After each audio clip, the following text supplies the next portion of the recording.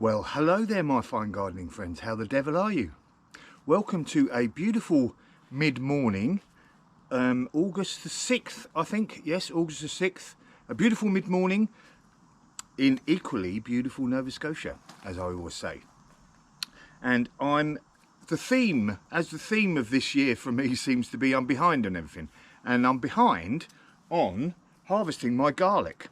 But today's the day because I want to get amongst harvesting the garlic, because I want to get another crop in so that I can get a second crop in this bed, probably lettuce or broccoli or something, before winter comes.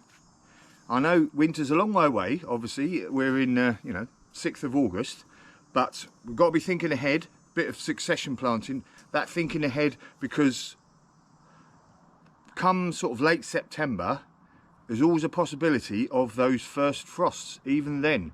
And things like broccoli and beetroot and lettuce and rocket, or arugula as you say here in North America, they don't mind a bit of frost. Carrots, etc. In fact, the frost sweetens up the carrots nicely. So I want to get a second crop in, so I've got to get this broccoli out. Got to get this garlic out. But I thought I'd bring you along to see how we do. Now, broccoli's one of those, I keep saying broccoli, I've got broccoli on the brain now. Garlic is one of those vegetables that, it's relatively cheap in the shop.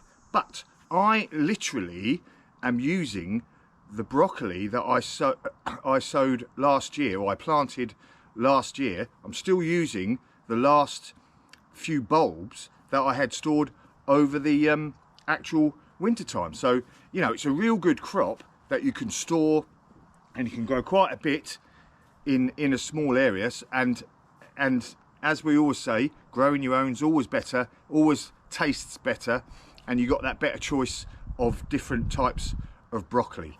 Now, I have got in here, this big stuff is Music. That's one I normally grow. It's normally a good grower for me, a good doer, as we say. And I think the other one is Red Russian.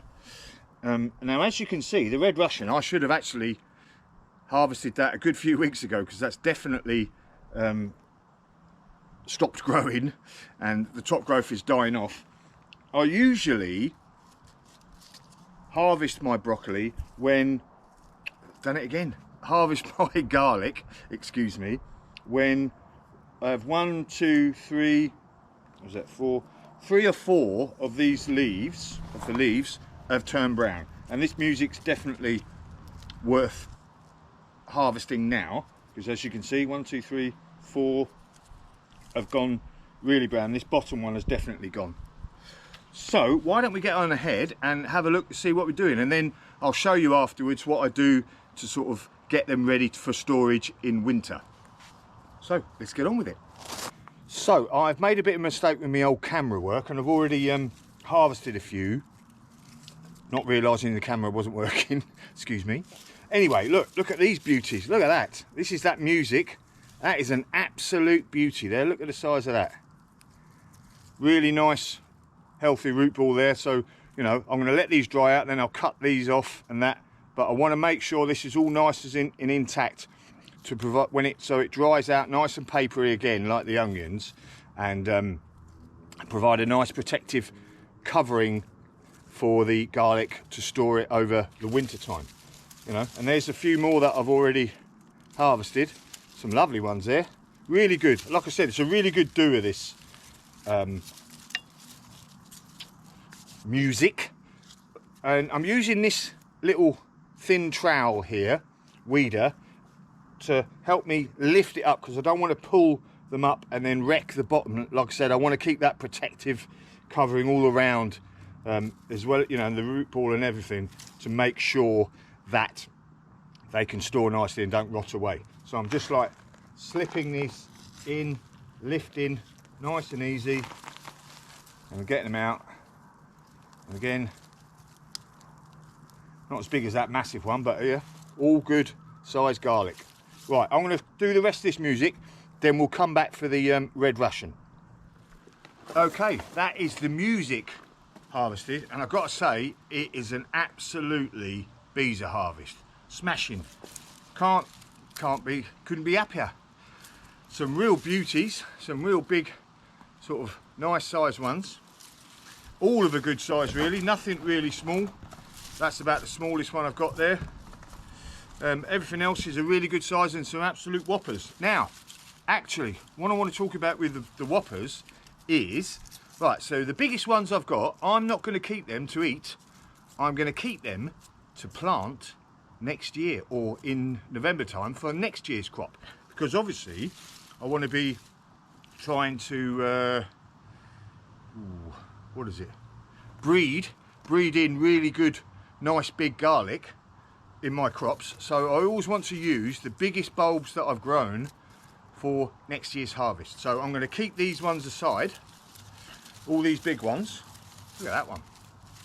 And then they will be used to plant next year, and then the rest of them I will obviously eat.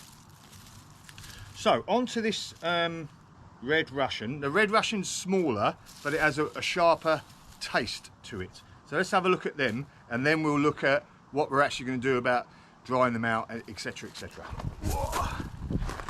Like I said, I should really have harvested these a few weeks ago, but let's have a look, see what we got. So yeah, a lot smaller. Let's get one of these. So there's your sort of difference in size between the Red Russian and the Music, but that's okay. These have a really nice, to see there's that red sort of colouring on there, as you can see. So I think hopefully these will all be about the same size. And again, the biggest ones of these that I harvest, I will keep to sow for next year's crop. Right, I'm going to do these and then we'll get to the drying bit. Okay, so as you can see, I've laid all of the garlic out on this bed. That's the bed they come out of, but I want to prep that bed today. So I've laid them out on another bed. So just laying it out for today. I know it's going to be a nice sunny day today, no rain or anything.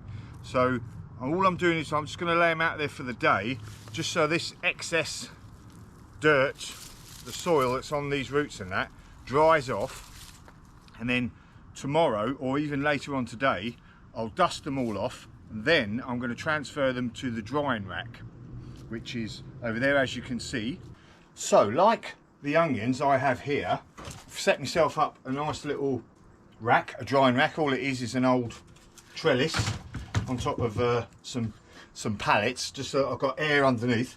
And all I'll do is lay out the garlic in hopefully a single layer, just all the way along there. And then, like I said, I'll leave that until they're nice and browned, and then put them in storage. And then I'll leave them there until all of the outside of these, well, basically this will, until this is all dried off, so this is all browned off, and then this coating around the outside of the garlic is nice and papery, and then I can cut that off about sort of just under an inch up the stalk, and then cut these roots off as well, and then make sure they're all nice and clean, ready to and then I'll put them in basically either a wooden box, put them all in there, and I'll put them in the cupboard under the stairs, as I said before with Harry Potter. But there we go, and they will last, like I said, they have lasted now all the way. So I harvested last August and I'm still using them now. So a very, very quality crop. And I've also had the garlic scapes earlier on last month that I used for sort of pesto and to flavour different dishes, etc. And I've frozen bits so that I can use that in the winter for flavourings. So a really good crop, really good utility crop with a few different bits of things that you can harvest, and I would say very worthwhile. And there's no hassle as well, really. All you got to do literally is, you know, as I'll do later on, sow them in October, November time, and leave them. Weed it, make sure the bed is weeded and you know, watered on on very dry periods during the summer. Other than that, jobs are good in there. So yeah, that's it. Brilliant crop. Look at the size of them beauties. Near enough an elephant garlic there. So I'm definitely going to say jobs are good.